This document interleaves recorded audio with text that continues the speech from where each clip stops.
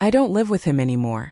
And I still catch myself rehearsing conversations in my head like I'm about to walk back into that house and ask him again if we can just talk for a minute. We're separated. Different places. Different routines. But the pattern didn't stop when I left. It just moved into my head. I notice it when my phone lights up and it's a mutual friend asking how I'm doing. In that careful way, like they already heard a version of the story. I notice it when I start to answer, and then rewrite the message 3 times so I don't sound dramatic. I notice it when I still feel the urge to explain myself, even though he's not here to dismiss it anymore. When we were together, asking to talk was never neutral. It was treated like an accusation. If I said, "Can we check in tonight?" his shoulders would tense. He'd sigh. Sometimes he'd say nothing at all and just keep scrolling. Other times he'd say, "Why does everything have to be a thing?" Or, "I'm exhausted, can we not do this right now?" And right now would stretch into days, weeks, months. I learned the timing rules without anyone saying them out loud. Don't bring things up after work. Don't bring things up on weekends. Don't bring things up before bed because then I'd be ruining the night. Don't bring things up in the morning because it would set a negative tone. There was never a good window. Just smaller consequences if I picked the quietest possible moment. When I did talk carefully, calmly, like I was handling something fragile, I'd be told I was creating drama, that I was reading into things, that other couples had real problems and we were actually doing fine. He liked that phrase, real problems. He'd say it like a shield, like as long as no one was screaming or cheating or throwing things, then whatever I was feeling didn't count. If I said I felt disconnected, he'd go quiet. Not angry, not yelling, just absent. He'd nod, maybe, but his eyes would glaze over. Sometimes he'd leave the room under the pretense of getting water or checking something on his phone, and not come back for a while. And when he did, the moment would be gone. The conversation would be gone. I'd be sitting there with my words still in my chest, feeling ridiculous for expecting more. We talked about counseling more than we ever actually went. I'd send links. I'd mention it gently. He'd say, "Yeah, we should." And then nothing would happen. If I followed up, I'd be told the timing wasn't right. Work was busy. Money was tight. Let's revisit it later. Later never came. Eventually, even suggesting it felt like proof that I was the problem.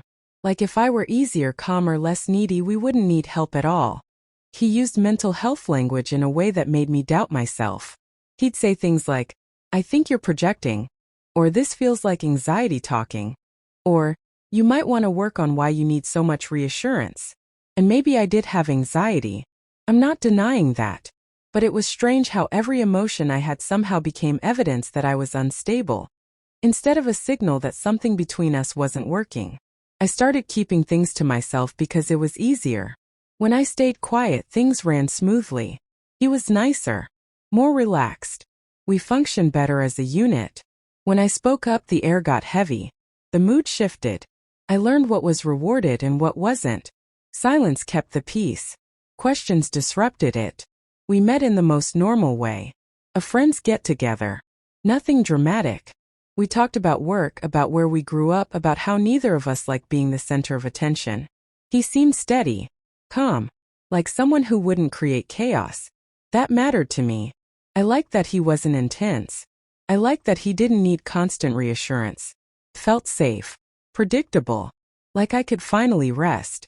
In the early years, things were easy because I didn't need much. Or maybe I just didn't know how to ask yet. We had routines. Dinner at the same time. Shows we watched together. A sense of being on the same team. I didn't feel anxious then. I didn't question myself. I didn't feel like I was asking for too much because I wasn't really asking for anything at all. The first shift was small. I remember bringing up how distant he seemed one night. Not accusing. Just noticing. He brushed it off and said work was stressful. That made sense. I told myself not to overthink it. I didn't bring it up again. Then it happened again.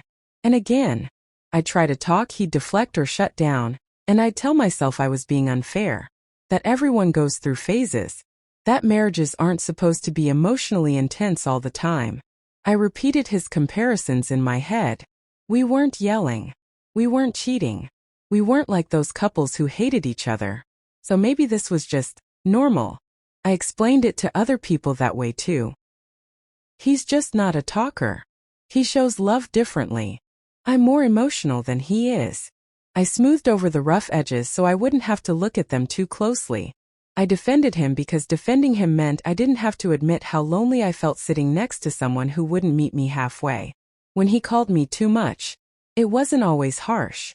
Sometimes it was almost joking, like a personality trait I should laugh at. But it stuck. Every time I felt the urge to reach for him emotionally, that phrase would pop up. Too much. Too sensitive. Too intense. I started editing myself before he ever had the chance to. Leaving didn't happen after a big fight. There was no final blow-up. No dramatic moment where I packed a bag in tears. It was quieter than that. A series of nights where I lay awake next to him and felt invisible. A series of conversations that never happened. A growing sense that I was shrinking to fit a space that wasn't made for me. When I finally said I needed space, he seemed more confused than hurt. He asked why now. He said he thought things were fine.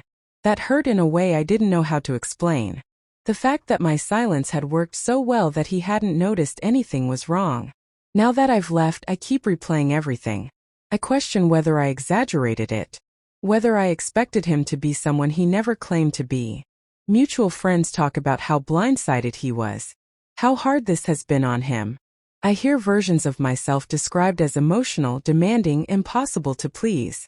And part of me wonders if they're right. I left for my sanity. That's what I tell myself. But sanity feels fragile when the people around you don't see what you saw. When there's no single incident you can point to and say, that's why. Just 1,000 small moments of being unheard. I don't regret leaving exactly.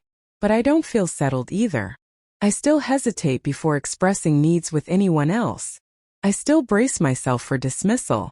I still wonder if wanting emotional closeness really was asking for too much, or if I just got used to being told it was. How do I trust that my needs were valid?